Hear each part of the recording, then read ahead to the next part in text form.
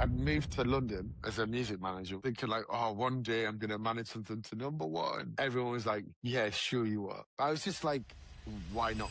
I thought the world was gonna change and it didn't. And then at Manumission, there was a guy who was dancing called Fernando. And this guy was pulling out like a melon with his willy. Loads of people just call HE.SHE.THEY queer night and it pisses me off. Because it's not, it's an inclusive night. It's just as much for open-minded, working class, straight white guys as it is black trans women. Because to me, there's no reason they can't be friends. It's weird because I had crises of confidence, but I'm also like, maybe I'm a genius. Hello and welcome to the Beat Podcast, where we go beyond the music to uncover the stories behind the artists, records, and industry professionals shaping today's dance music scene. Very quickly, before we get started, a big thank you for listening and supporting the podcast. If you haven't already, please do go like, share, and subscribe on whatever platform you're listening on. That would be amazing. Right, on this episode, I'm joined by Stephen Brains. Stephen's had a unique career spanning artist management, events, label operations, community building, and advocacy around diversity and inclusion through his community and brand, HE.SHE.THEY, amongst many other projects that we spoke about in the podcast. So let's get into it. Stephen Brains, welcome to the podcast. Yeah, I'm glad that I'm documenting my absolute lowest point in life, just being so warm, pissing with sweat. I know. Listen, everyone I've spoken to over the last few days, I'm saying I shouldn't complain. So we're recording this towards the end of June. I shouldn't complain because here in Belfast, it has been pissing rain for the last 3 weeks. That's my dream right now. And the weather has just kind of like taken a drastic turn and it's fucking roasting at the minute. I'm not built for this weather. God, not at all. I'm a kid from Sunderland. This is horrible. Like, so I want to talk about your journey through the music industry, getting into dance music and everything, and HE.SHE.THEY, because everyone has their own journey and their own route into the music industry, and there's no one pathway into it. Yours, I feel as though, is quite unique. It's just weird.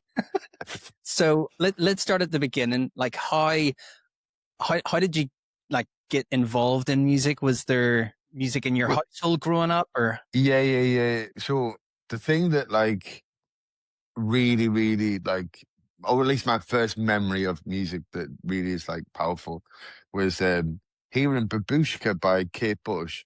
And the album is from an album called Never Forever.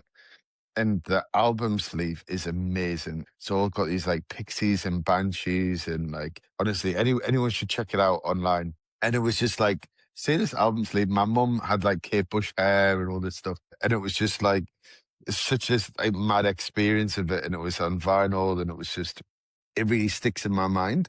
I mean, actually, years later, I took my mum to see Kate Bush, and we sat next to Bjorg and like Chrissy Hine, because it's the most I've ever spent on a ticket for anything, but it was worth it. But that just really gave me the bug. That, and then like I liked all these like big characters like Gary Newman or Grace Jones, or I always liked someone who just looked so different. And my mum had like days where she'd be like super punk when she went out and stuff. So I just loved that kind of characterness. And I guess it's who I've ended up managing is full of characters too. But there was definitely that. And then when my dad used to get me on a Saturday, he used to play like M People and stuff. Yeah. Like Moving On Up and all this stuff. And the Eurythmics a lot. So I did definitely have music around the house. And actually, give my mum my full props. My mum was a bit agoraphobic when we were growing up, but she had at one point she had like a keyboard and stuff in the house, and she could, this little 5'3" woman could play like Military Polonaise by Chopin. Yeah. And she have to like, it's mad. It's like, I'm dyslexic, so I can't read music, but she almost like disconnect, like what you call it, dislocate her like shoulders to play this thing. So I was just around, yeah, it's around like music a lot. And then randomly, so my entry into the music industry itself was, I was like more of a goth, and then I liked Nirvana. So I'd gone from having jet black hair to trying to dye it blonde, but I wasn't gay then, so I didn't know how to dye hair properly. Or I wasn't out. I was definitely gay, but Yeah, like so. But it went this like iron blue color, and the lads we were going on this Ibiza holiday, and I like dance music, but not like as much as I do now. It was Yeah. like 16, it's a bit just a bit just going out with the lads somewhere. They were like, "There's no way that you can come with us looking like fucking estate," and I did look estate, Yeah. and I looked like if someone just puts a Sainsbury's bag just over their head. Not that everyone does that, but visually that. Anyway, long story short, shaved the hair off, and then I was a rugby boy at the time, so I looked like a bit more tongue than I am now. And then went to all these clubs, and then at Manumission there was a guy who was dancing called Fernando, and Manumission was this like amazing club, club night at Privilege, Hmm. or what's Universe now. And this guy was pulling out like a melon with his fucking willy, and me and my best mate were like, what? And just kind of giggling. And then Claire from Manumission, but we didn't realize it was Claire from Manumission, who was one of the promoters, was like, you know, laugh with, not at, you Yeah. being Yeah. dicks. And she's like, you kind of like, you guys wouldn't just get up and be on a podium with no clothes on. I was like, yeah, we would. I bet. Yeah. So me and like my friend got up there, and not that I could like hollow out a melon. I'd like, I'd struggle with a cherry tomato, but like, it's just like, fuck it. That's like, I don't think we always fully nude, in fairness, but I was like, definitely down to undies, and then ended up staying out longer because of that, and like being part of like some of the Manumission like parades and different things. And it was mad because they had this place called the Manumission Motel back then in Jesus, and like we met like Kate Moss and Elle Macpherson and all these people. Bear in mind, like I'd only been out of Sunderland like a couple of times, because once my mum was seeing someone briefly in London, so I was like in London for 6 weeks, being called Geordie boy before. My mum was like, "No, this guy's not right." And then like I went to Paris for 2 days. That Uh-huh. was it. That's the only kind of time I've left the Northeast. And I'm like meeting all these like crazy superstar people. And I was just like, Ibiza's like amazing. And we were so green to like the industry and just life, because we were like literally like 16, 17. We bought them, if they all thought we were older, but we bought them like a big bottle of like Smirnoff vodka Yeah. as like thank you for like looking after us for weeks. And like, not like the fact that it was really fucking cheap in retrospect, but we like, kids from Sunderland, you're Yeah. like, oh, hey, this is fucking, or just thought we bought them like Moët Chandon or something. And also the fact that they had their own bar. Yeah. Like, what are you doing? But they were really sweet, and they were like, the thought counts, So we were very lucky to be just kind of befriended in this way. I remember as well, Manny Motel, they used to have like these like erotic shows and stuff on.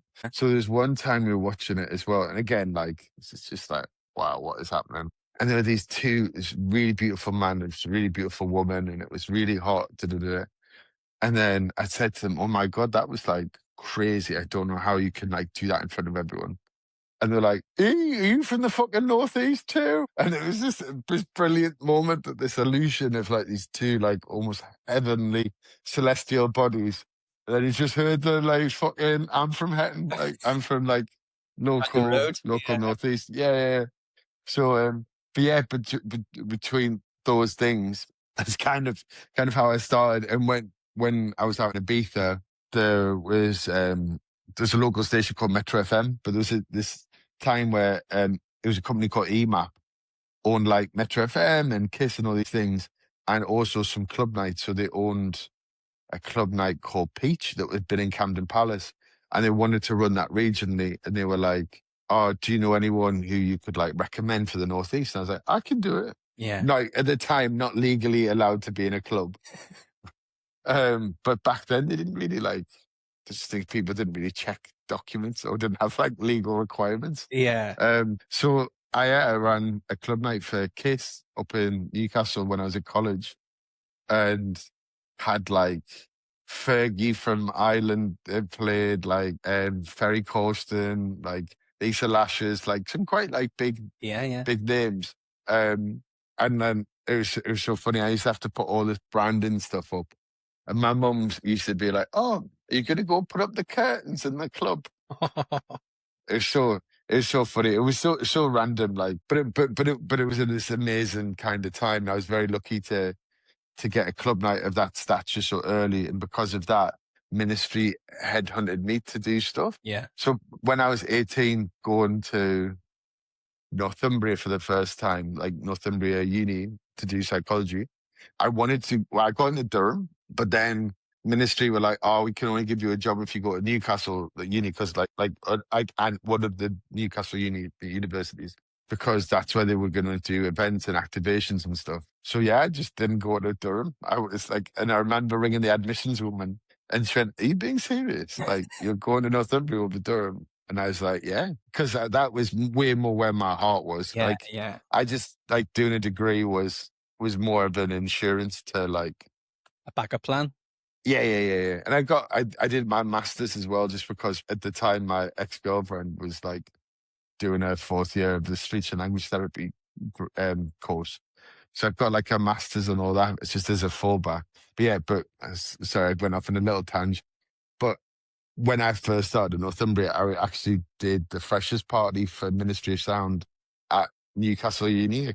So it was really odd. So like for an 18-year-old, I'd really banked quite a lot of experience, but I was also very go-getty. I knew what I wanted to do. Also at this time I'd started writing for magazines, because I'd gone to Glastonbury. There were people handed out this like Select magazine, it was at the time.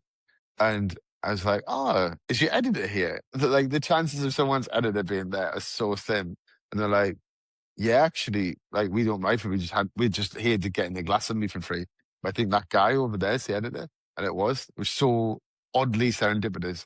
Yeah, just said to him, like, "Can I write some reviews and stuff for things for free?" Because then I was like, "All right, cool," because then I'm a music journalist. Yeah. And then someone at the BBC later on, a few years later, like ran over my tent, and she was like really apologetic, because the person who's still a friend called Ruth Liptrot now, who presents on Channel 5 News, but at the time she was at Liquid News, and she was like, "Oh, is there anything I can do?" I was like, "Can you give me work experience at the Beeb?" And she was like, "Yeah," wasn't really expecting that. I was like, but then bless her, she let me stay in her house. So there's just a lot of just like, can I just do this? Yeah, and Can I? I think I mean, you met me like so many times now. It's just that's still my attitude now. Like, but I can I just fucking do this, please? And then everyone's just like, "Yeah," and I'm always just like, no one's found out that I'm shit yet. we're mate, we're all just blagging it. The whole that's what I was going to say. Mm, I think a lot of the music industry is built like it's built on connections. It's mm, built on being a nice person and being like fun to be around and everything, which you mm, of course are, but also just shooting your shot, just asking the question, because yeah, what's the worst that's going to happen? You're going to get a no, right? Okay, that's fine. I've asked the question, rather than debating whether or not to ask the question, not asking it, and then thinking, oh, well, what if driving yourself crazy? What if I could have done that? Just yeah. ask it and you'll never know what's going to happen. But this is it. Like that whole they're like, "Oh, people need to manifest." It's what I say to like, I like doing talks to people that are like from backgrounds that aren't like traditionally going to get into music or whatever. And it's just that thing that I instill in them is like, right now, it's already a no. Like, you're Mhm. not a music journalist, or you're not an A&R or whatever. So it can only be better than the current situation that you're in to ask. And if it's a no, it's a no. But it will never be a yes if you don't just ask. And like a lot of people are actually just kind of like up for giving people a go on things. Yeah. Like, so I've been really lucky with that. But also, like you said, the being fun and being nice. I think that's really important for me. And I think probably when I first came to London, because you kind of realize that I did this work regionally, and it was good to prepare and learn. But people in London don't necessarily care what you do regionally. Yeah. Like they do when it's like Tricked by Patrick Topman, or you can, if you really grow something. But at the time, I'd had like a night that was like student night of the year, and like for the North in like the NME. But that was like kind of the most I'd done from my own thing. And I was just like, okay, my currency is like my word. So if I say something, I'm gonna do it. even if when I realize when I'm doing it that it's like at my own peril, I'll just keep doing it and Yeah. like, okay, I'll deliver it. Sometimes I've worked for free just to like get my Your foot in the foot in the door and door. said to them, yeah, do you know what? I'm happy to work for free for this to show you, but then you pay me. Yeah. Hmm. And as long as like people understand, like at some point, because at first I slept on sofas and stuff for like 2 years when I first moved to London because I was like, I'm so just glad to be here. Yeah. And like I definitely there was a point where I should have just asked for more money or whatever. But I do believe still, I know everyone's like you should never work for free.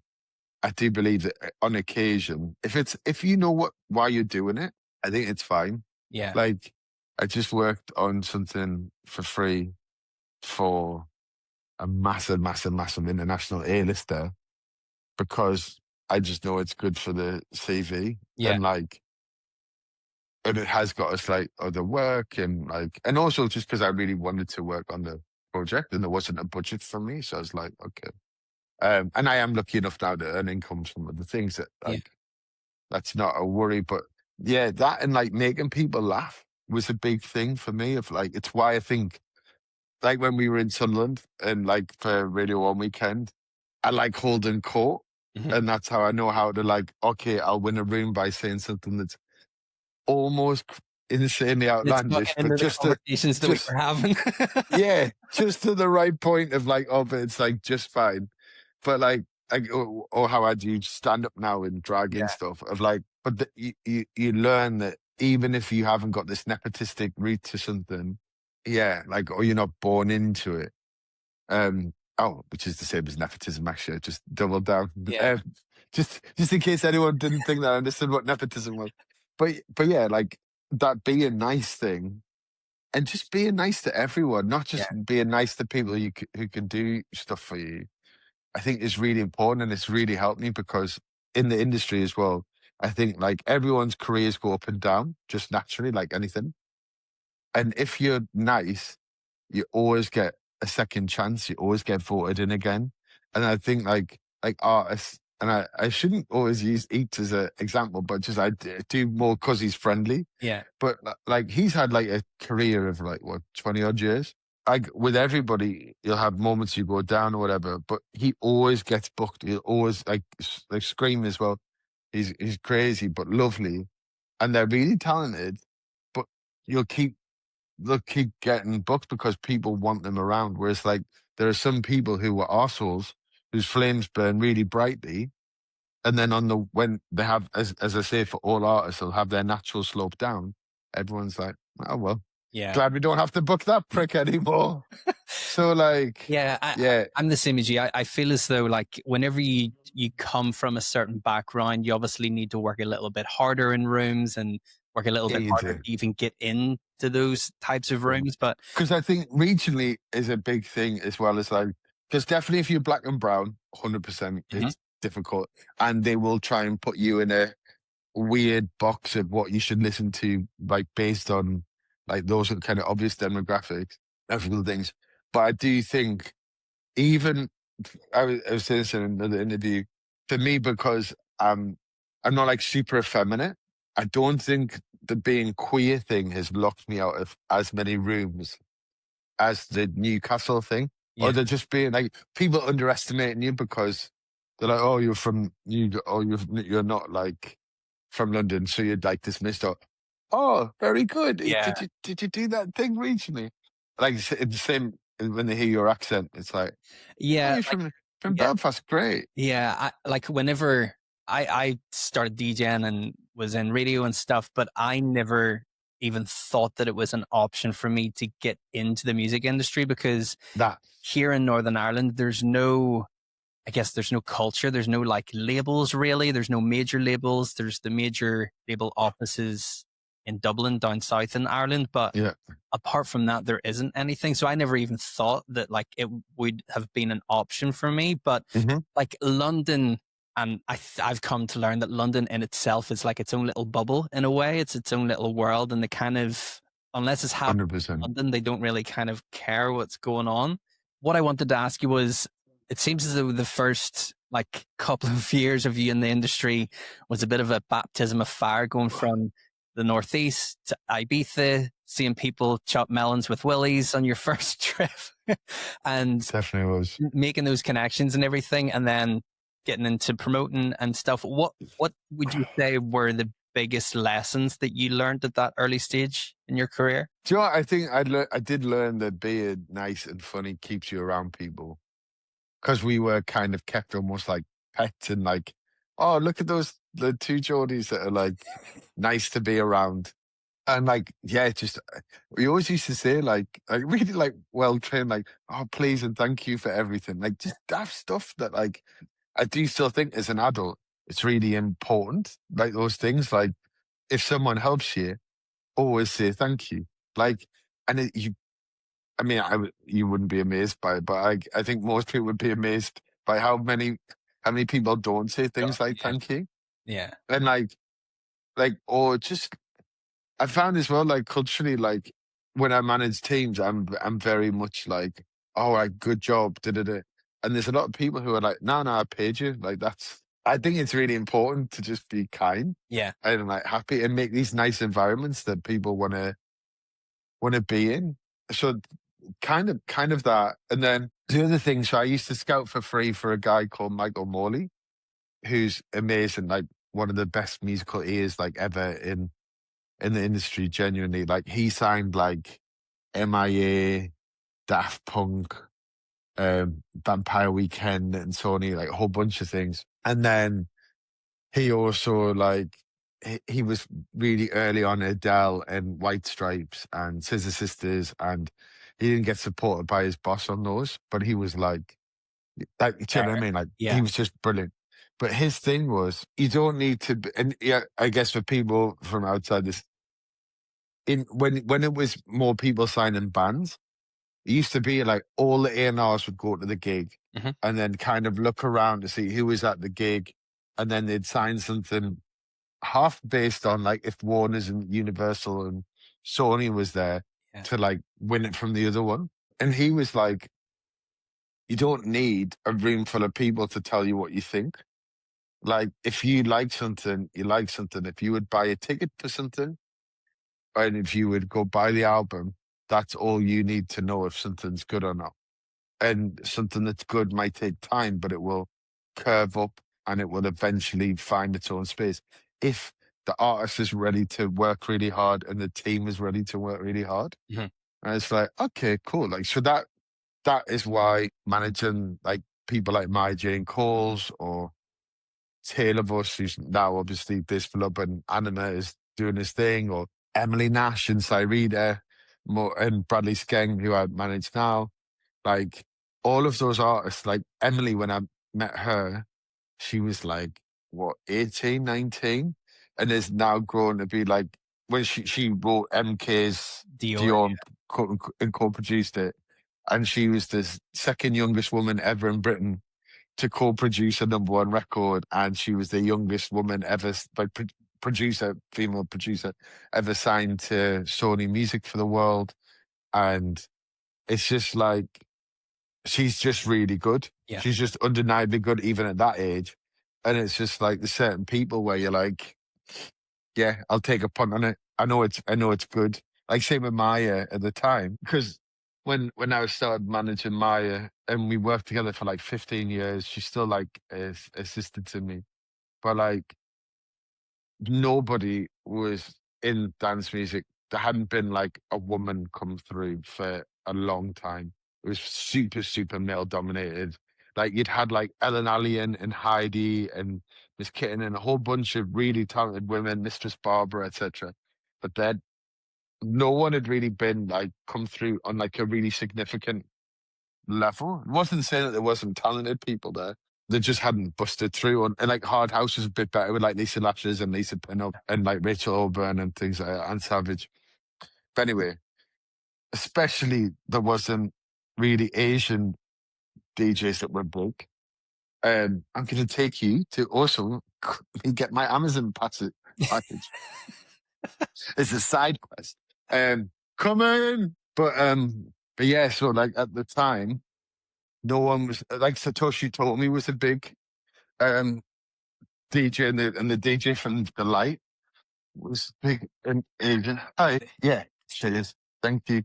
There we go, Stephen. Yeah, Manners. Cheers. Thank you. Polite. there you go. Exactly. See, I'm living the weird shit that's like surrounds my house and the miserable funeral like clothing that I have everywhere. Jeez. So yeah. And also I don't live like that. We just had our fan replaced, Yeah. so everything came out of a cupboard. It's just a real like look through the keyhole thing. So anyway, my Jane calls. Brains. Yeah, exactly. Fuck me. So yeah, so at the time, in particular, there wasn't really queer DJs that were doing well, like internationally either. So Maya was this cocktail of being queer, Asian, and a woman, and having like fucking blue hair or whatever at the time. I just thought she was the best thing ever. And everyone was telling me, oh, there's no money in it or whatever. I was like, man, have you heard of productions? They're insane. The talent level is up there. So like she'd been making music since she was 14. So even by the age of when I met her, which was about 19, 20, she'd been doing it for like 6 years. Mhm. And she plays every instrument, does her own artwork. It's like she's the most insane fucking like polymath of a human ever. So I started managing her, and then she wrote What They Say. Yeah. Big moment. Yeah, and she was also in a dubstep duo called She Is Danger that was really good as well. So she'd ended up as well. We were like, oh, how do you break in? And she was up for doing some remixes for free. So I got to do an Ellie Goulding remix for free that Annie Mac played and was big on Hype Machine because that was the thing back in the day. Yeah. Um, and then because of that, I was like, oh, she just remixed Ellie Goulding, and it was I think it was Starry Eyes and like Starry Eyed, and it was like that was a big song, and it had got much bigger than like we thought it was going to be like as the actual like the main song. So I then used that to go to I think Gorillaz and be like, oh, got this artist who's just remixed Ellie. Can she have a go at remixing Melancholy Hill? It was so good that Damon gave our money, like even though it was supposed to be for free. Yeah. And then we were like, oh, we've remixed Gorillaz and Ellie Goulding. And then went to Massive Attack because that was like a big thing for her and a big thing for me. Can Maya remix that? And she did. She remixed it and it went on the deluxe album. And she got paid for that as well in the end. And that had been for free. So like after that, when she remixed Ellie Goulding, Gorillaz and Massive Attack, then the next thing I'm like, no, Yeah. she's getting You're in. paid. Yeah. And then she went from that to like from memory about 40 things, like from Dua Lipa and Sam Smith and Florence and the Machine to like the XX, Bonobo, Little Dragon, like a whole like there's so many things that I'm missing there, but like that's again there's that intentionality of like we're doing this, we're gonna do something for free, we're gonna do something that matters, Yeah. and then I know that wasn't what the original question was, and I've just answered it in a big No, way, but I love it, man. And I think that's like very important. And I completely agree with you. People need to know their own worth, and I'm all for doing work for free to then kind of get your foot in the door and get an opportunity. And like you'd said, that remix for Ellie Goulding then wouldn't have got you the next remix to then it's kind of it's building blocks. It's right, okay, we're yeah, A, how do we get to where we kind of want to be? And it's navigating that. And I want to go back a little bit to what you were saying about the A and R. you have to control me in an Oh no, you're interview fine. because I will give you like a 6 minute, just like. This is what these chats are all for, like long form conversations, and I Do love you want to see? Do you want to see what I got from Amazon? go. This is a real behind the scenes look now. Is that a World Cup? It is pretty much. So it is in my wrestling thing that I'm doing now. I wanted to talk about this. Yes. But this is the Sandra Cup. So when I do drag us it, I've got a tag team championship thing tomorrow. Sorry, that I'm like to win the Sandra Cup because Sandra loves being tag teamed. So that is why she has a tag team title trophy. Right. Let's pause there It's because so stupid. let's pause there because I want to come back to Sandra in a second. But you'd mentioned about like doing some scouting work and everything, and then that led into management.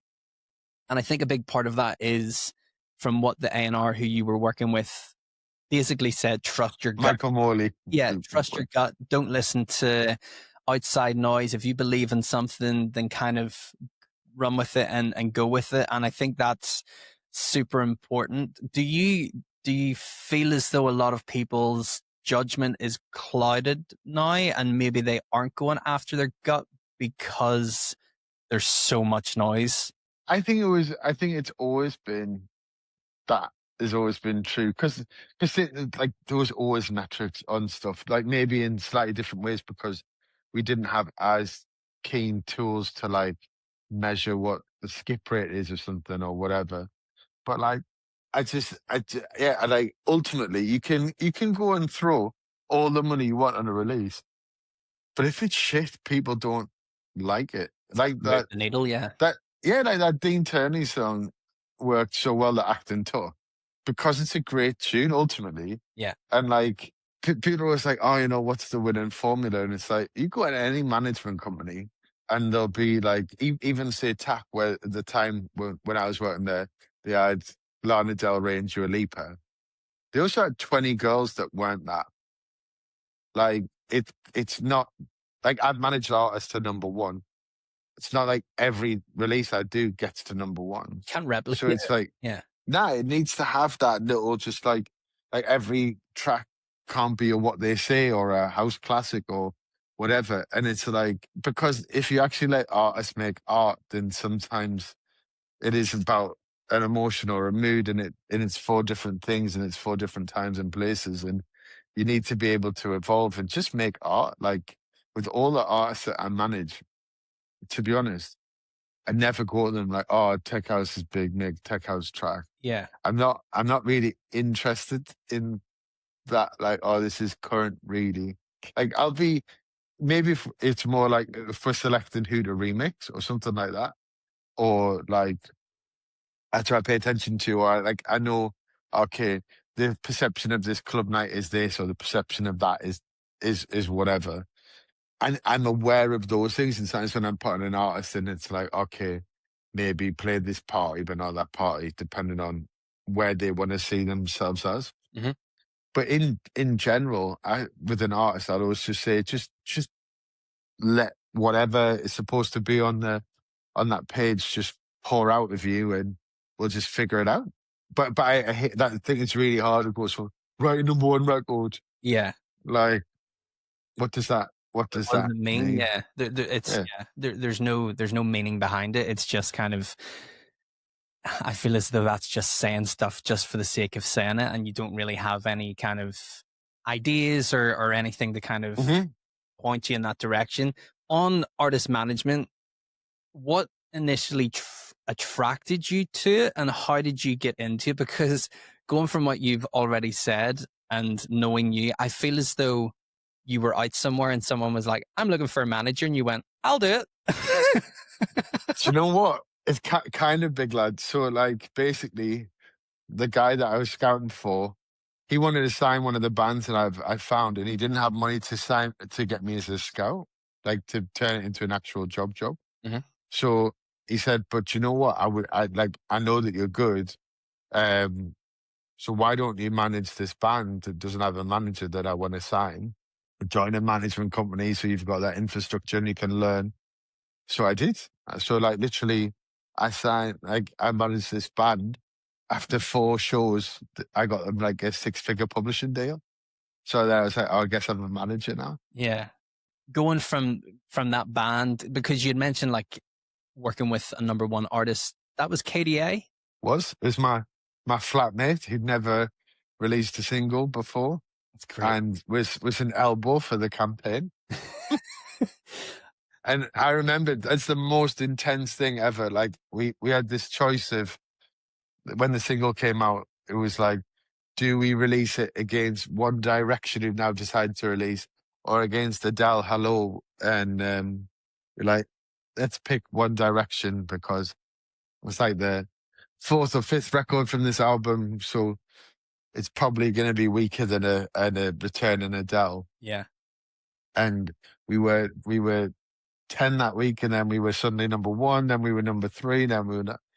And this is like someone who I say it's been in music, who's DJ, but he never released music. And like, no matter where you went in the house, it was like, are we number one? What can we do? Like, how can we change this? Like, and it was so intense. But like, some days really happy, some days where we were getting pissy with each other. Yeah. It's like, and then I remember when it actually was number one, we ended up going to Ronnie Scott's, and he got his the person who was assisting him in like some live stuff, like a PA kind of person. I was so knackered that week that like got the PA to come put me in a cab and like take me to Ronnie Scott's, and I just was like, I can't actually enjoy it because I'm just so done in. And it was weird because I moved to London as a music manager when I signed that band, thinking like, oh, one day I'm gonna manage something to number one. Yeah. And everyone was like, yeah, sure you are. Like, and I was like, nah, man. Like, it's weird because I have crises of confidence, but I'm also like, maybe I'm a genius. Like, there's like oscillation between both things. And but I was just like, why not me? Yeah. Why not me? Like, I'm gonna like I've met people who've done it, and it sounds bad, but like I met some stupid people who manage people the number one, Yeah. like who are inept. I'm like, if I really want to do this, and I'm ready to work, and it's work, and like you said, we probably work harder because of that not being from the bubble. You have to really like it's like being a woman or being as you say, or like being gay, which I am. Yeah. So I should know that one. Or like being black or brown, or just some just whatever it is that gets you like being working class, like things that just knock you out of the normal bubble. You do have to work twice as hard just to show that you can do it. And then once you reach a certain level, like I don't feel the need to like to do it as much now. I definitely did for like a lot of years. This is a relatively new thing of losing the imposter syndrome a little bit Yeah. and stepping into like my own light and stuff. But yeah, so like I thought the world was gonna change and it didn't. It was like, all right, what's next? And you're like, kind of thought that like, I don't know, you were gonna get a fucking letter from the Queen and like and it was weird. Like even he wouldn't get because it was a commercial record, Yeah. and it's not that many places for commercial DJs to play other than like the fucking Tiger Tigers, unless it's like you become a Sigala or a Joe Corey and you Yeah. keep having hit after hit after hit. Especially now. Yeah. So yeah. So like Maya, who not had a top 10 hit, but she'd been sampled by like Katy Perry and fucking Nicki Minaj and people like that by this time, was like making far more money from playing all around the world than the person who had a number one record, which was always actually, when I was at management companies, was something that other managers couldn't get their head around. Mm. Who's this girl? It's like, when you go like sometimes like an O2 Academy or even an arena, and you're like, who the fuck's that band? And they're like a big rock act, Yeah. and you've never heard of them, but 20,000 people in your city have heard of them. And it's like, that's the thing. It doesn't necessarily, being popular doesn't, with a song, doesn't necessarily always mean that it turns into ticket sales. No. But to have that cult and that fan base and community that really love you and want to come out for you, like that's what builds Absolutely. a community. Yeah. It is all about building community, and I think I've said it before in a previous podcast. I saw an article recently and someone was saying that all you need to kind of make a living in the music industry is, I think it was between 50 and 100 like core fans, people who are interacting with you, buying merch, buying tickets, listening to your music. Like that's all you kind of really need at the heart of it. It's totally that. Like there's this new artist that I'm managing called Luna, whose album comes out tomorrow, so it will have come out like in general by the time this goes out. And she's this like really cool artist. Like she has this concept for this album of like it being called fairy pop, and it's like the album's already sold out on vinyl and CDs, like the minute it was announced. And it's like, okay, so the thing's profitable now already. Yeah, and it's just that cultish thing. But because of her appearance, and also she works, so she's like always making TikTok content, always messaging the fans on Discord, always like they're privy to a lot of it. It is a lot of work though. Yeah. What do you feel as though are like the misconceptions for management and working with artists behind the scenes? Oh fuck that it's easy. And then people don't realize that you get like 20% or whatever of like what an artist makes, but they need to like make a lot of money for that. Yeah. Like for me to get 20 grand, the artist in profit after expenses, after the agent's been paid, after flights have been taken into consideration, all these things, they have to make 100 grand of clear profit just for me to make 20 grand. Yeah. So like, yeah, if you want to get 100 grand salary in music, your artists in net profit need to be making £1 million. And then I've got assistants to Yeah. play or like label managers and like my business partner, it's 50-50 split. So for us to have big salaries from that, it needs to be therefore like double that plus or for our expenses, like even like paying the accountant every month, like Yeah. all these different things like fucking Dropbox, all these like things that you don't realize. So it's like there's this idea of like managers being like greedy like the 1980s, and it's not, it's definitely not that now. So like especially when it's like it's 4 grand for like worth of money generated for like 1 million streams, Hmm. like or and you're earning 20% of that. Yeah. Yeah. So like that's why the live's really important, and like merch and these different things. Or also I am the employee of the artist, Yeah. like which I think a lot of people also get misconstrued, and sometimes managers do as well. They can be like absolute, like some are lovely, some are arseholes. And it's like they hear like they're the managers, so therefore in people's heads it's like there's some level of like seniority because oh, if someone's your manager, they're in charge of people. Yeah. So I just think of myself more as like it's like a project manager.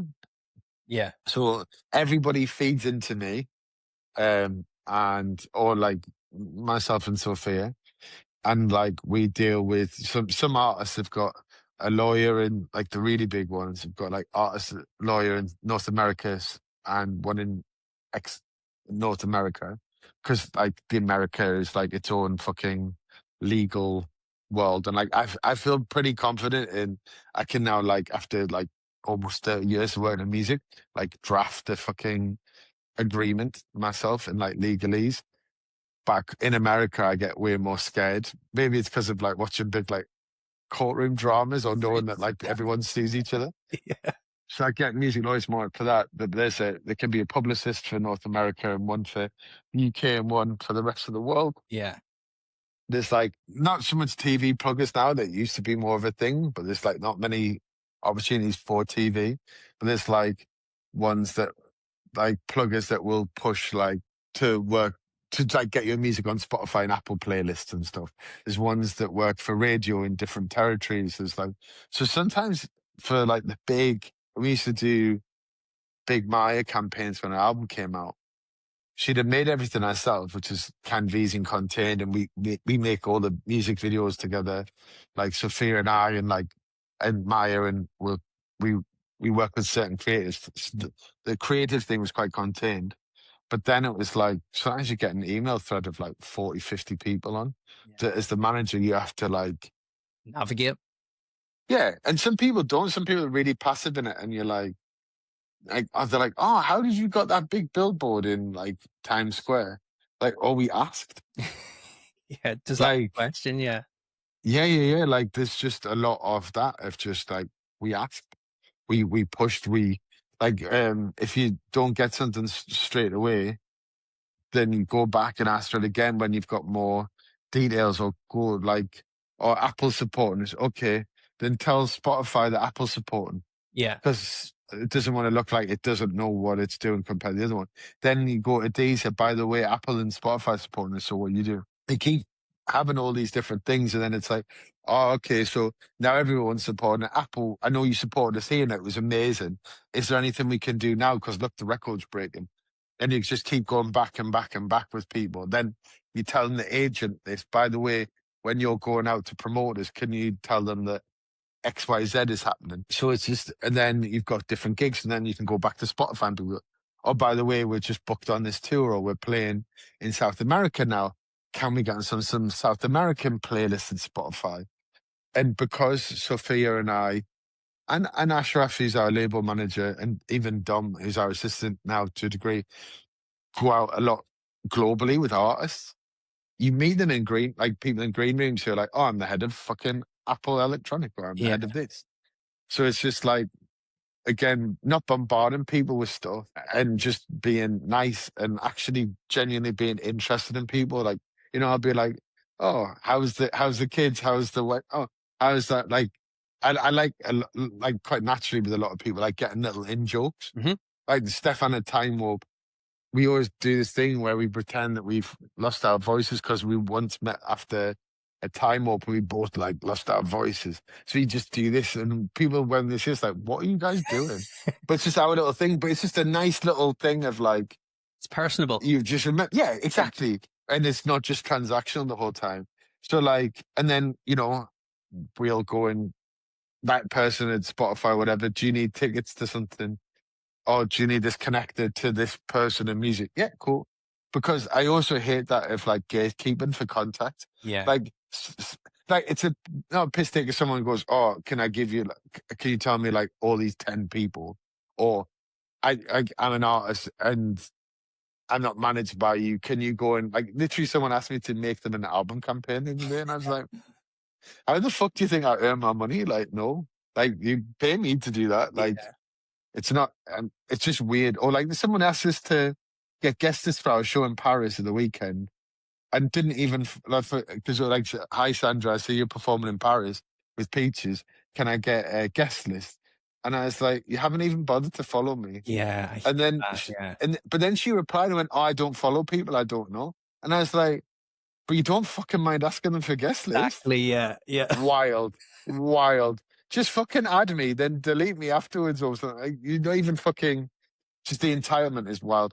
But like, yeah, with these big teams, it's a lot of going to that and going to I like especially when I first started, going to conferences, going to music events, and having to have the brass balls to like chat to people that you don't know. Or but like when say if you go to IMS or ADE or something, if you go as a delegate, and I know it can be expensive at first, I do get that, but like it is worth investing in it to then go and it gives you a delegates list.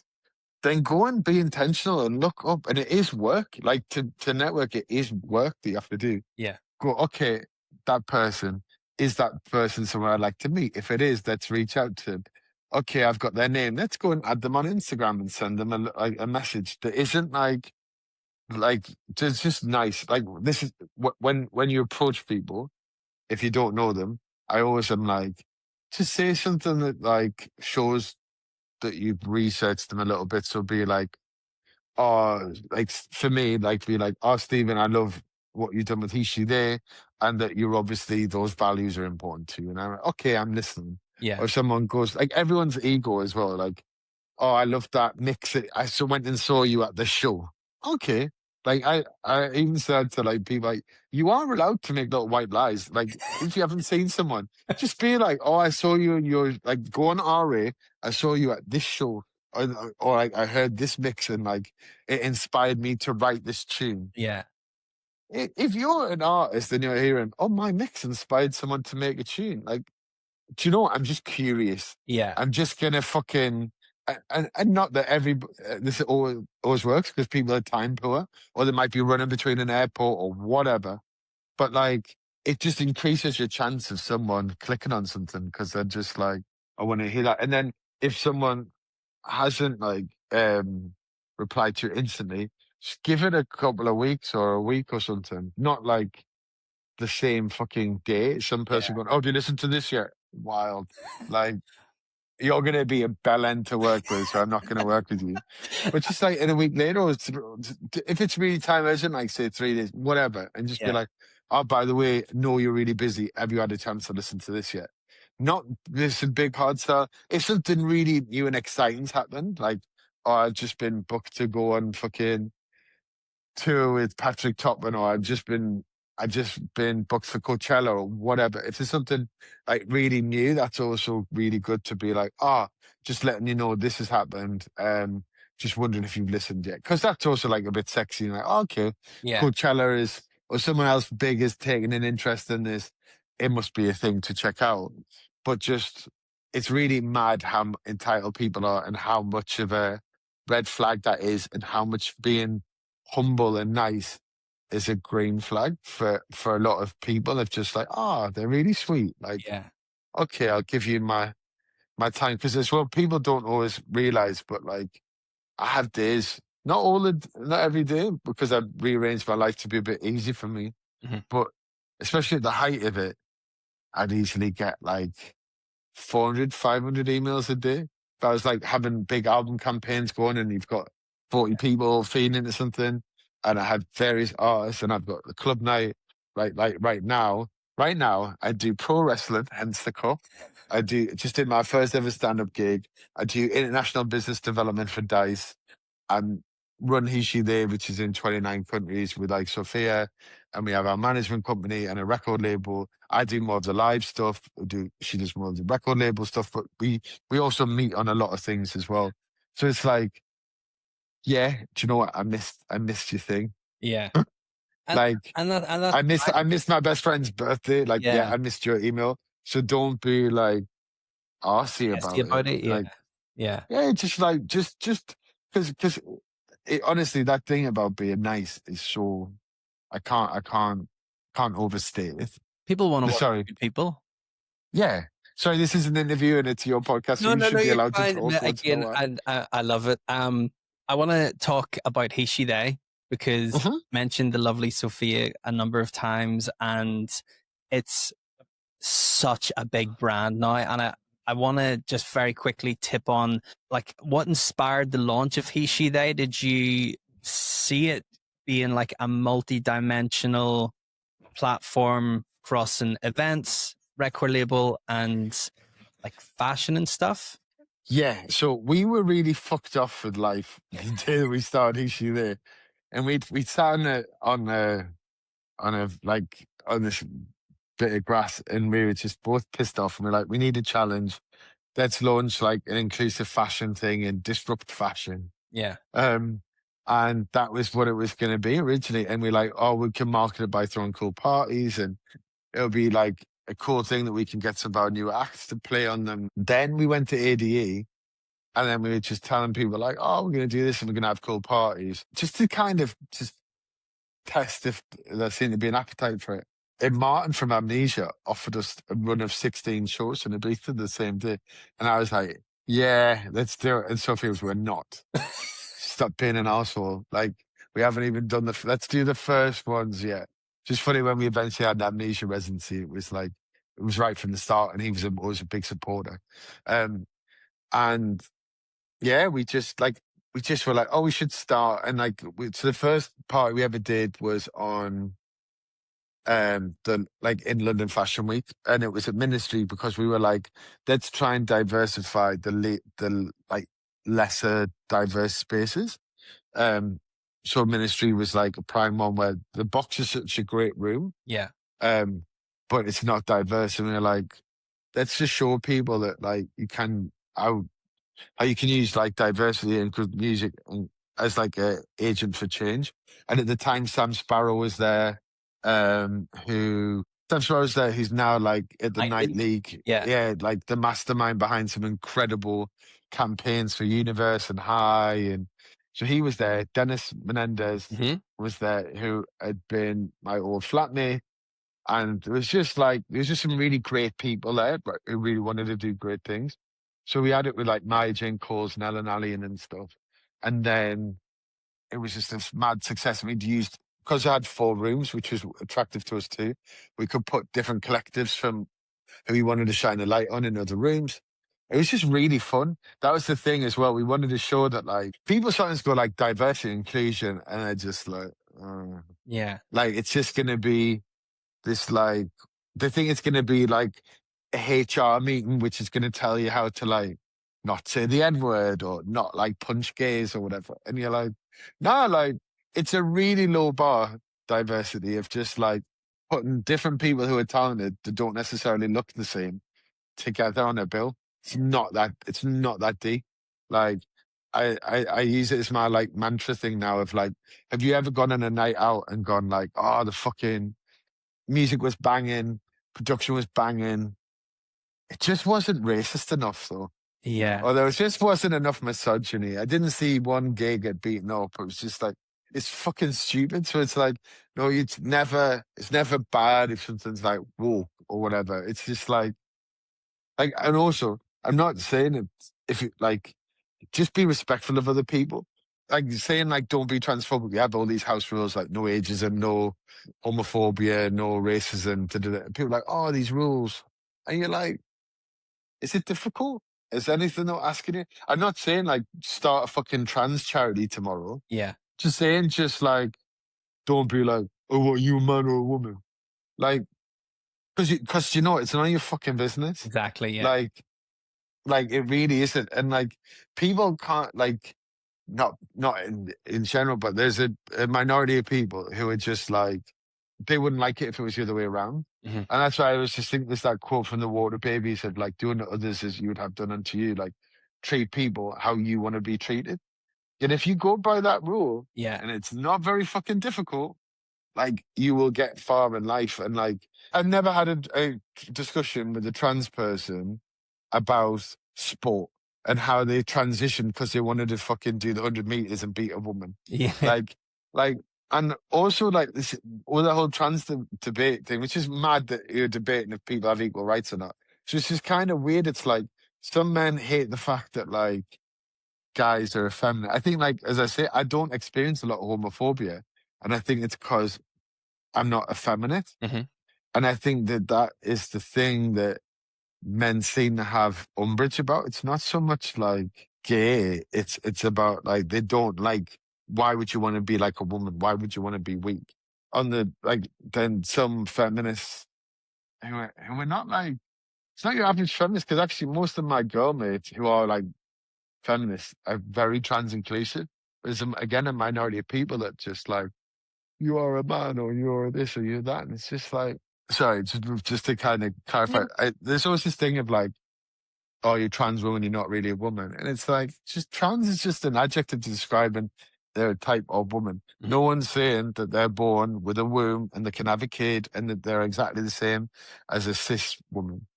But I've met enough trans people now all around the world from all different cultures and like to know that even as when I'm Sandra, no one's ever gone to me like, "Are you trans?" I mean, also it's very messy drag, so I don't think anyone thinks I'm trying to be a woman. Yeah. But like, but they're just there are women like they're not dudes like they're just not like they're and I can't think of anything worse than being just trapped in the wrong body. And I tried as a gay guy, and like I say gay as probably very loosely bisexual still. Yeah. But like if you said when I was like 16, here's a pill, you're gonna be straight, just I would have taken it. Now I wouldn't, but I would have back then. Yeah. And I know that like I was kind of like and I loved the girl like I was with a girl for 7 years that I really was in love with and I was in love with her as a person.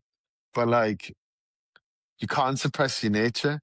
And like I was playing being straight, but I was queer inside. Hmm. And I think it must be the same thing of just like it just your body might be this thing that it says that you're a man or it says that you're a woman, but you're just intrinsically in your brain you're not, and it's just those things just don't Connect. marry up. Yeah. Yeah, like, and I just think fuck me, that would be horrendous. So I can be sympathetic to someone, and there's always this thing of like, oh, they're gonna like trans women are gonna like attack people in the toilet. No, they're not. They've never in doing our party in 30 countries around the world, festivals, like small shows, big shows, in like America, the fucking Nepal. Yeah. I've never had a trans person do something that assaults someone or been a problem in a fucking toilet.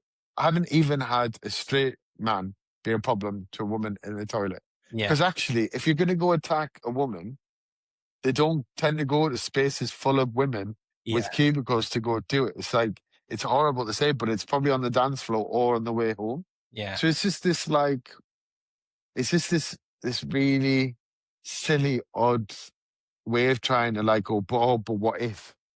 But what if? And you're like, why are we just shitting on this group of people that are like just hard to buy, and it's just nice. Like, but if this is the thing, if someone was actually going to assault someone, trans or cis or whatever, then like fucking they should be arrested. Yeah. Like there are just laws against attacking someone anyway, and it's just like there's no one who's like trans who thinks you should get like a special pass out because you're trans, that you can't follow the law. Yeah. So like it's just a bit weird. And like also this other thing, last point on the trans thing, Okay. of like saying someone cis isn't a slur. Like, I'm a cis male, because all it means is that my gender and my sex marry up. Hmm. Like, I'm a boy, and my brain says that I'm a boy, and my expression is a boy, and it's just that. It's just that. It's like, but people go, "Oh, it's a slur to this." It's like, no, it's like in the same way as like I'm a white man, Yeah. I'm a fat man, maybe slightly more abusive, but like I'm a goth, it's like, it's not offensive.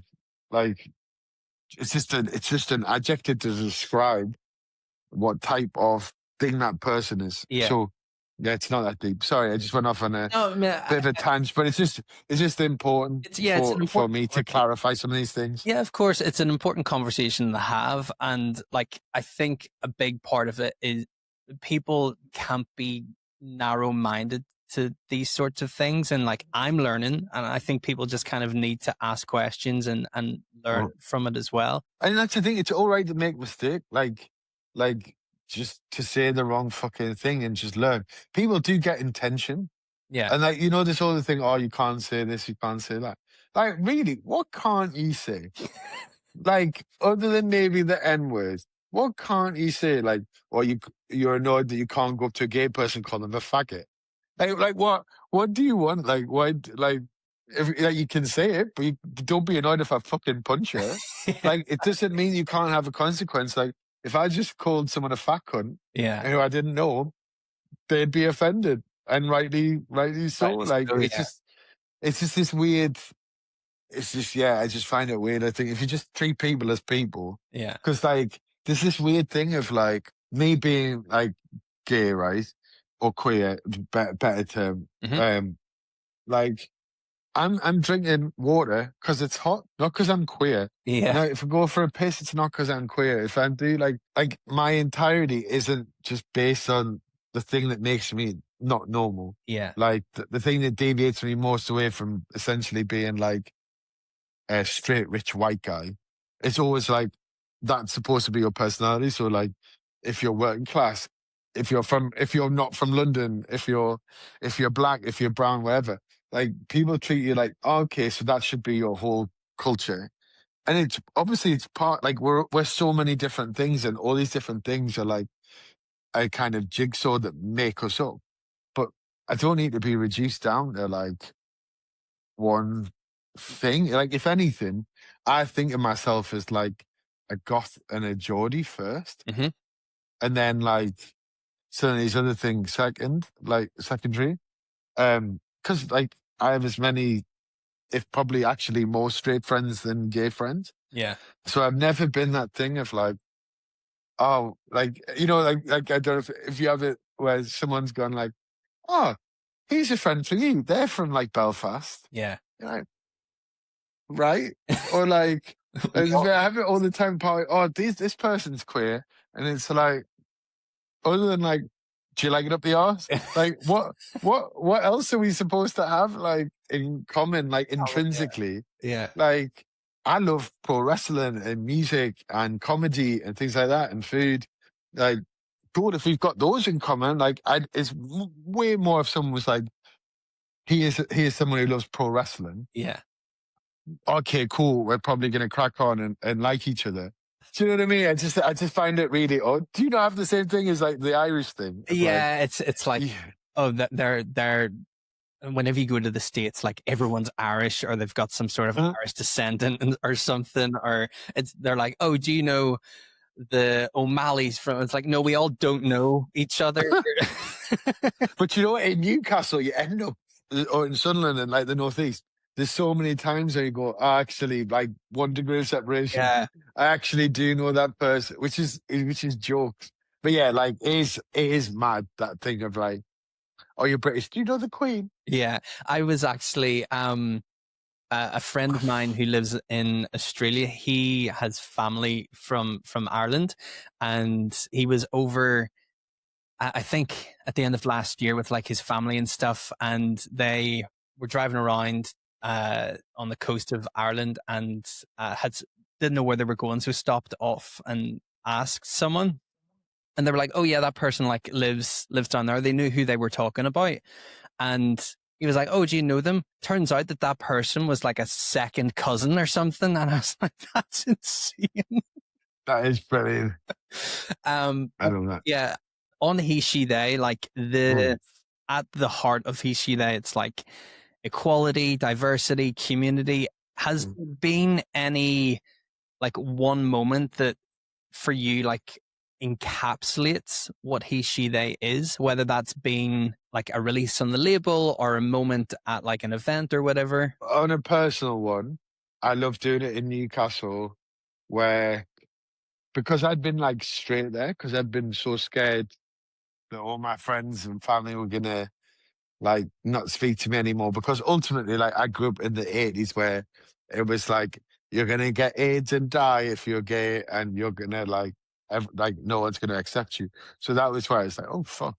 But like to go and do it is like be there with a partner, and like some of my friends were doing drag for the first time in front of their families, and it was just like the thing that I really loved was we had like quite a few trans dancers and stuff, and that like the internet makes you think that everyone hates everyone, and they don't in real life. If you actually get people to meet and they just meet on a just normal human level, like, oh, cool. Like, oh, I had this misconception of that you were going to be this or that, or whatever. I think the trans people realizing that these like fucking blokey, Geordie straight lads Yeah. didn't actually have a problem with them, and vice versa, and just like you see them having a dance. We did a show as well in Cardiff, where like they're literally the lads were like clapping where these trans people were coming in, and like some just queer peeps as well were just coming and doing like voguing and stuff, and they loved it, and they were like wanting to dance because also they had been allowed to like not have to be like ooh, Hmm. they were allowed to be just themselves without being like having to have their kind of backup, Yeah. or like didn't have to be mature. So like it was a nice release for them. And I was like, this is exactly what I want. Because for me, I don't want like loads of people just call Ishi their queer night and it pisses me off because it's not, it's an inclusive night. Hmm. And it's just as much for like open minded, like working class straight white guys as it is like black trans women. Because to me, like there's no reason they can't be friends.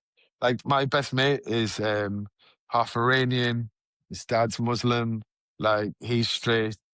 We've been through everything you could ever imagine together in like 25 years of being best mates. And he would take a bullet for me. Like we talk about relationships, things like that, just but like it's normal. He's just like, oh, does it get bored? I don't feel apologetic about it. And like we're just going out with people, and we like each other because of like dark humor and each other's families and all these things. And I'm like, you would never think on paper that we would be friends, let alone best mates. So I want to create those spaces that, yeah, sure, if you're like a black trans woman, maybe you want to be somewhere where you're not the exotic one, or Hmm. you're just like you're not having to worry about like racism or misogyny or transphobia or something. Or if you're, say, a black trans woman, you're getting all three of those together. Like three chances to have your night ruined by someone being a cock. Yeah. Like, but also you just like our friendship group's really diverse. You just want to go, you want to be able to both go to that safe space, but also be able to go to Fabric on a night out and just feel that you like there's no space that's off limits to you. And we've done like parties now in about 40 of like DJ Mag's like top 100 nightclubs or whatever, and like had everyone from Honey Dijon to Sarah Landry playing. Like we had this a show once where Honey Dijon was playing in My Jane Cole's, and we were like, oh, we're going to say that it's queer friendly because we want people to know that it's not just queer, but it's like, but you can come. Mhm. And people were like, oh, it's going to put people off. And we're like, you've got a black trans woman headlining with with like a half British Japanese like queer woman playing, and you're like, they're going to get put off by queerness. Okay, Yeah. like so we have to sometimes fight for these things, but then I think there's been a lot of clubs and festivals around the world that want to help and want to do stuff. They just don't know how. And we've come and filled that gap and gone like, okay, just give us the reins and we'll do it and we'll help.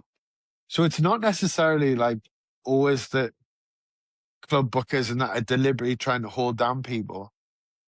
It can sometimes be laziness. It can sometimes be like they don't know what to do rather than that come from malice. Hmm. And I always try to meet people from a point of view that most people are good. And don't get me wrong, we can all be bad. Like I can be an absolute bellend sometimes, but like in general, people want to do right by people. You just need to be handheld a little bit. So yeah, like I think that's been really important. Or like doing the stuff at Coachella and things like that, and being like, you've done Coachella and Glastonbury, and like getting that message onto those festivals. Or in Chile, we've got 10,000 capacity stage we do each year at Creamfields, and like that's mad to be a kid from Sunderland with like a 10,000 capacity stage at a rave somewhere in South America, and that blows my mind. And we just did we're in Dazed for doing the biggest ever inclusive party in Nepal, Hmm. like in Kathmandu, and like as a Pride afters. And the British Embassy got on the phone with us and thanked us for doing it, and we were like, "This is insane! Like, Yeah. this is insane!" And how much like doing a fucking night about inclusivity in New York or East London? It's like, oh, well done. Like, Yeah. like it's not you're not really moving the dial because everyone gets the memo. I think when you do it in those other spaces like in Kathmandu or Newcastle or Chile or whatever, like you're actually really creating a space for people who have been marginalized to have space. And then actually as well, they start going to those club nights and they start running their own nights and things. And like that's one of the things like so when we did Singapore and Nepal, we partnered with like some of the smaller nights Hmm. to give them a bigger platform. Because what I don't want to do is like, oh, HE.SHE.THEY is the only inclusive party you're allowed to book, because that's so fucked. Yeah. And like some parties try and do that. Like the most majority of parties in this space are nice, but some parties try and do it where they're like, oh no, this is just for us, and it's like that's not the point.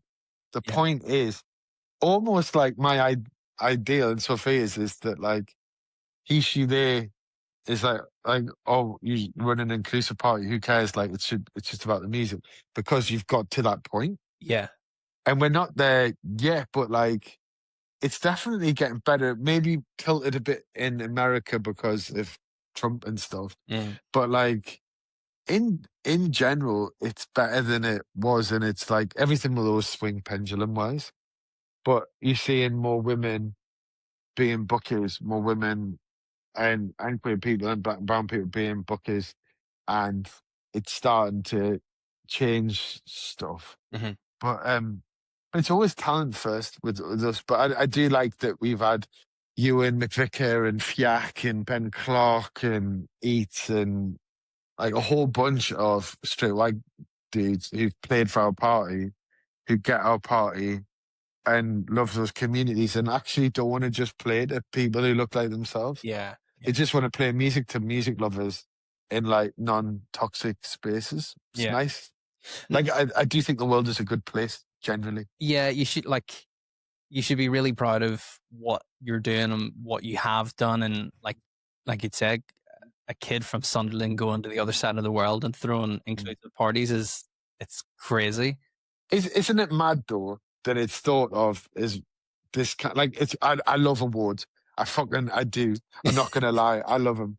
But I also at the same time is accepting this award of like, here's an award for realizing that everyone's equal and you Yeah, should just book on talent and not on demographics. Is fucking stupid in some ways. yeah, Like it shouldn't be that like like that you're that it's even seen as like some kind of revolutionary concept because it should just be the obvious. Like the normal. and yeah, and we if you look at our lineups, it is full of different types of people, and we sometimes have events where there's more straight white dudes than other groups on.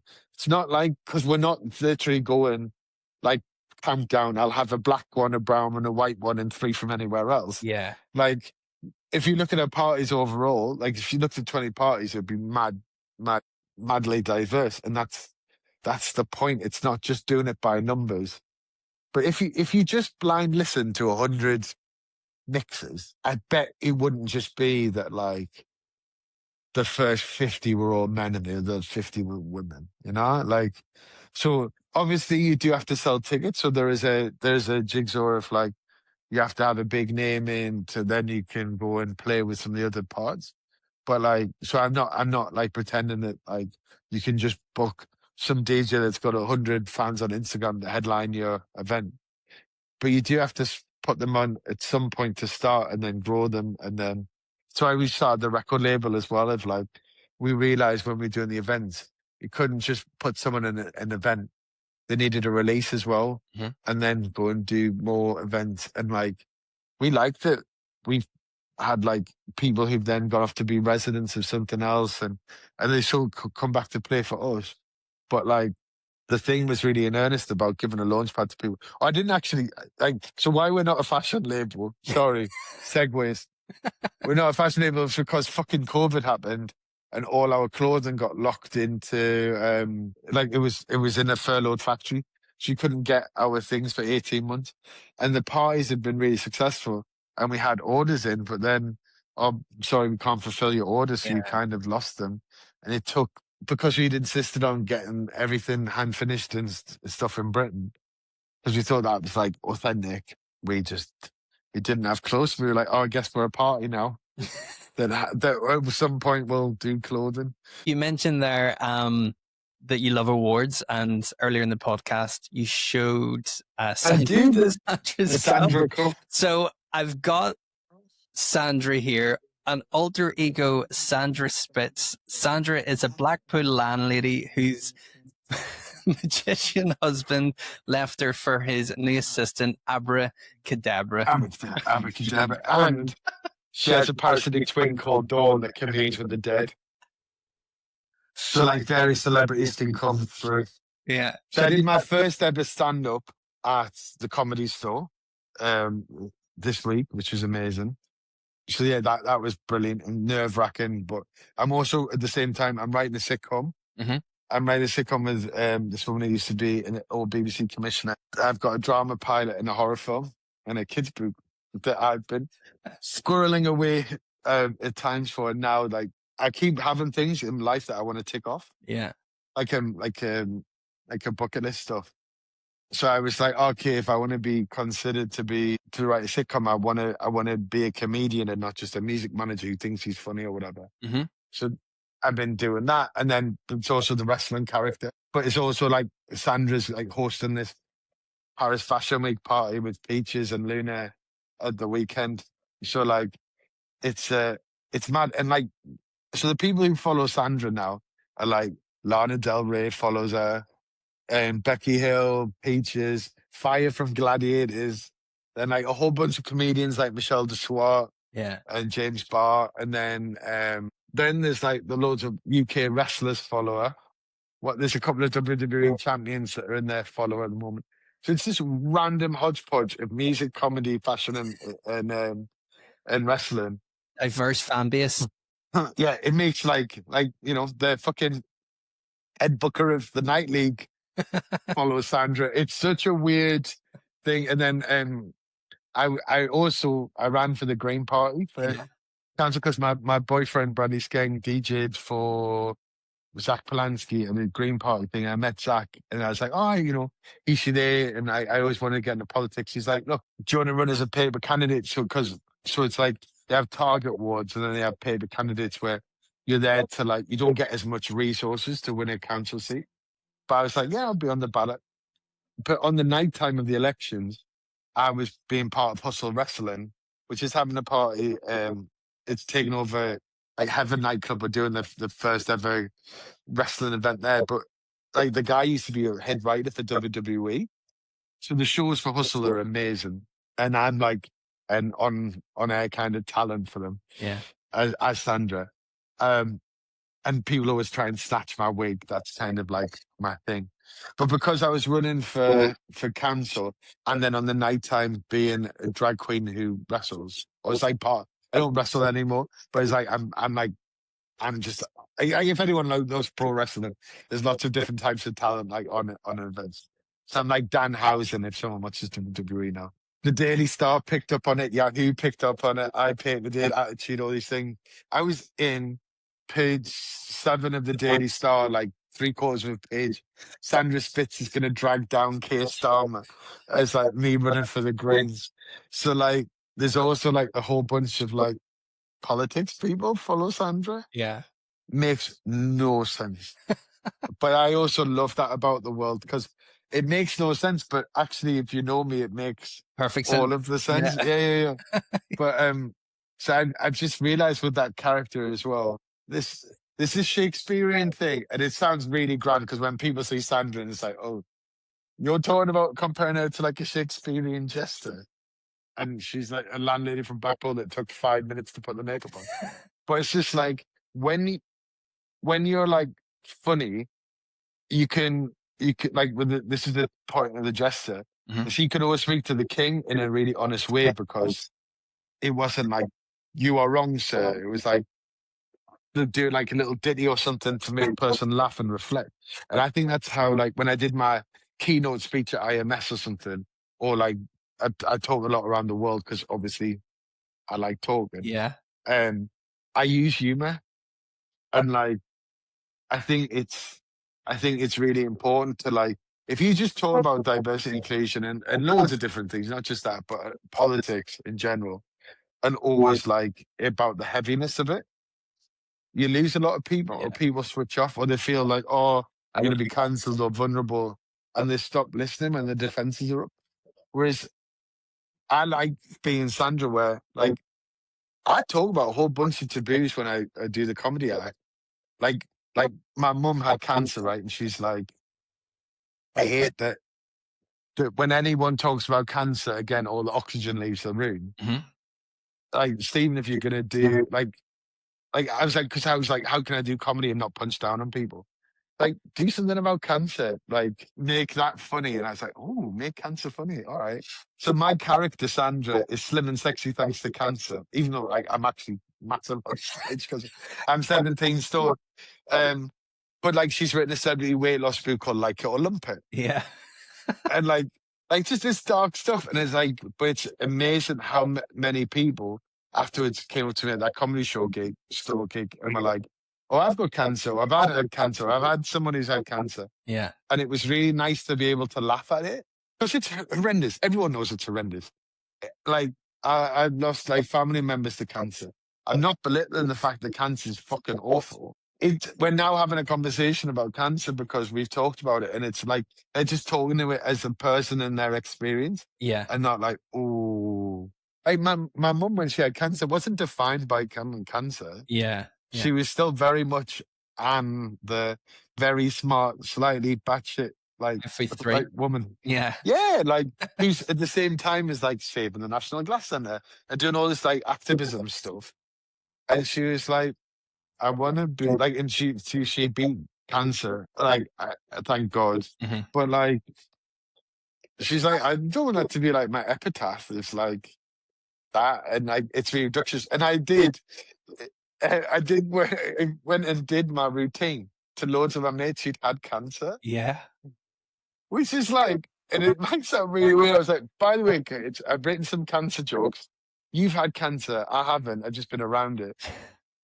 As long as you're not offended by this, I don't give a fuck. Yeah, yeah. Like if I hate someone being offended on my behalf. Uh-huh. Like my humor is dark. Like, and I think that like I just think that's a very northeast, and I imagine actually a very Belfast way of Yeah, coping with stuff. yeah, If you like when there was mass unemployment and all that in like the northeast, you learn to have to cope and laugh about stuff, and like and not that the troubles is funny, but there was so much darkness to that you have to create light light in somewhere it.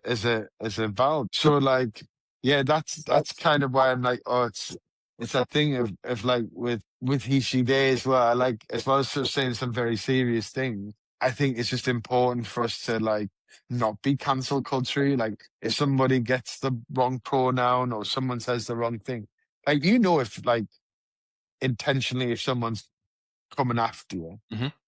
and if someone's just not that clued up, but means well. Yeah, Like Jane McDonald did this thing at Mike Hoopla, where she goes, "Thank you, ladies and gentlemen," and then obviously clocked the fact that she was performing in front of loads of non-binary and trans people. She said, yeah, "Oh, like women and men and men, or like people who don't quite know what they are yet, or yeah, whatever." Like, and it was so messy. But you know that she's on stage at Mighty Hoopla. There's no reason, like there's no way that she's fucking yeah, yeah, yeah. phobic towards She that means community, well, yeah, and like love that she's doing the icon spot. But she's also like what 60-year-old woman from yeah, like fucking the north, and just doesn't always have the right words. But like for me, I think it's really important that the left doesn't always fight itself, and like when you have a whole bunch of people united by hate and you have a whole bunch of other people that like, oh, I know that you aren't transphobic, but I'm gonna really try and I try and cancel you because you said the wrong thing. It's such a bad message. Just like correct yourself. yeah, We want like most trans people, as I say, like are actually quite robust. And just I like the fact that you're being kind. yeah, Like they're not gonna fucking kill you because you said something slightly wrong. Where it's like it's a bit like when like people be like, oh, the Muslims hate the fact that like the Christmas tree's going up. I've never met a Muslim in my life who doesn't want people to celebrate Christmas. Christmas. Yeah, They just want to be able to celebrate their faiths too. yeah, And sometimes you have slightly well-meaning people going like, oh, we need to be secular because like, oh, like their way of prominent Muslims is to diminish Christmas. And then all that does is get people going, oh, you can't celebrate Christmas because of Muslims, even though this Muslim person, I'm fine with you celebrating Christmas. yeah, I'm fine with it. We need to just be careful in trying to be well meaning. We just let everyone, this is why we're saying like, let's celebrate everyone. yeah. Let's bring everyone together and celebrate someone's transness, but also celebrate the fact that you're comfortable in your own body and you were born in your own body. Like the same congruent with your mind. That you can be gay, that you can be straight, that everyone and every experience is equally fucking valid and just be nice.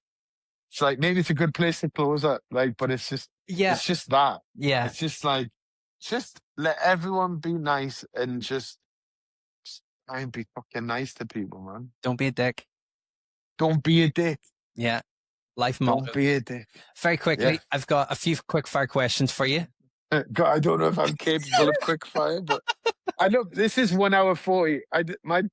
We did a RA one. Yeah. It was 2 hours. I think it's still like the longest ever RA podcast ever. You're like guests, like you're amazing because you ask a question, it's like, right, off you go.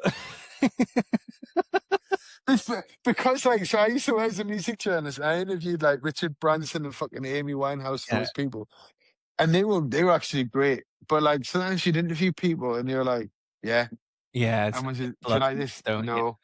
Yeah, and you're like, fuck me. Like, have you not got an opinion on anything? Like, just So yeah. Anyway, Right, quick fire. questions. Best advice you've ever received? Trust your gut instincts and be nice. Okay. Favorite meal? Fried chicken. Oh yes. What's the most underrated skill to succeed in the music industry? Probably being nice. Who do you call when you need honest advice? Oh God, I've got like friends for everything. Like fairness. Do you know what? My boyfriend Bradley is very good at giving me an honest read on stuff. But I think all my best friends are very like not brutal, but like sorry, quick fire. I think you've got many answers to this, but if you weren't working in the music industry, what would you be doing? The thing that I most wanted to be when I was younger was a pro wrestler, and I'm too old to do that now, like properly. That was the number one aim before I hurt my shoulder. Um, but probably if I wasn't doing this, like script writer or comedian. Okay. I think they're like my thing. Someone in the music industry who needs more recognition. Again, I got like the boyfriend Bradley Skeng is coming up, but who that I'm not managing. Do you know, I live in such a little bubble of people that I really love, and I don't know why I've gone so blank. People like yourself, do you know what? In terms of like the amount of platform that you give people, and they're slightly unsung for it, like oh, that's their job. And I think that people don't realize how much you, Jaguar, Sarah Story, Pete, like a lot of people, Danny Howard, like a lot of people do. Just I said, like actually go. Oh, Jeremiah as well. Like go and help people Yeah. off record and like really try and like okay, this record isn't quite right yet, but encouraging people and like a lot of people only see what's on like the surface, which is where often or aerial free as well. Like you help. There's a lot of things that you help people with that don't even make it to the show, Yeah. but eventually do. And actually, you support them for time, and you've listened to stuff, and you've given feedback. And I think it's really, really important. So yeah, like not just Radio One DJs, but like a whole bunch of people. But I think that there's people who give their time freely to people. Thank you, man. I appreciate that. Three dream. That wasn't quick fire.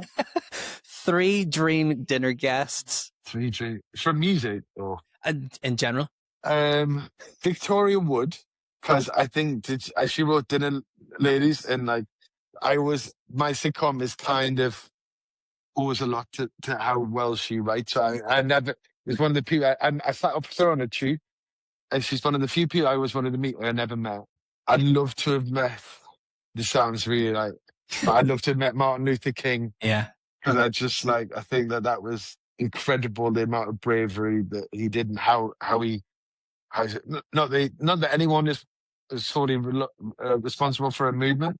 I do get that he was a figurehead for a lot of people's work, but him and I always wanted to meet Lily Savage, like Paul O'Grady, like them, and probably Yokozuna because he was my favorite wrestler, which is really right. That would be a random table of people. Favorite TV show or movie? Oh, Kate Bush as well. Sorry.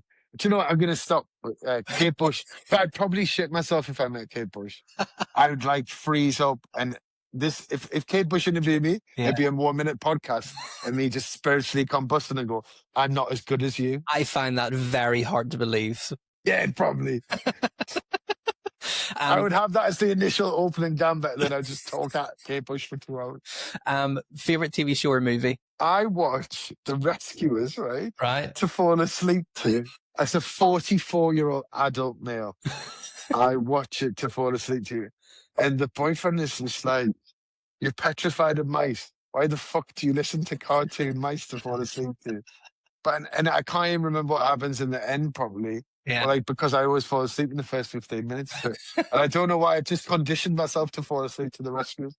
Otherwise, Sister Act is my favorite film to watch. I love Whoopi Goldberg. Yeah. And favorite TV series ever, either Princess Cell Block H, because I've watched all 700 episodes or whatever it is about 4 times. The Golden Girls of Murder, She Wrote, I also have on box sets, which is why I get served like old women adverts for like fucking like Caniston Combi. Yeah. And it's like, I've not got a vagina, but you think I have because of what I watch. Or I don't think I could write something as good as it, but I love The Line of Duty. Yeah. I was rewatching it again.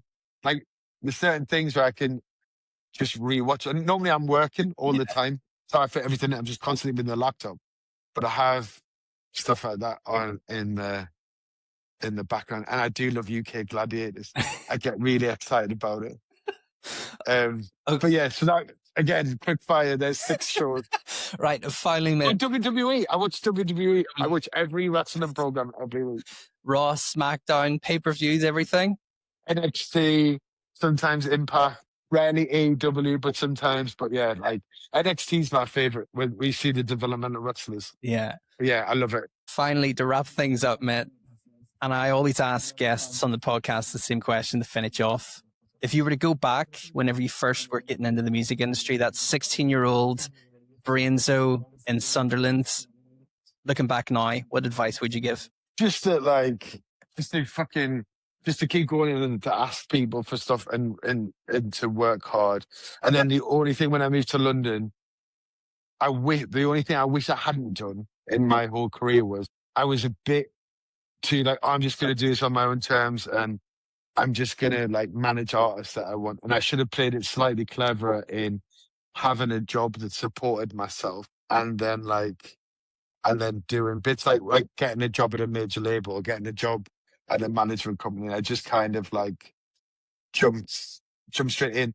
Contract people in artists. I didn't used to work with contracts before, and I got fucked over a few times because I was like, oh, I'm really artist friendly and cool.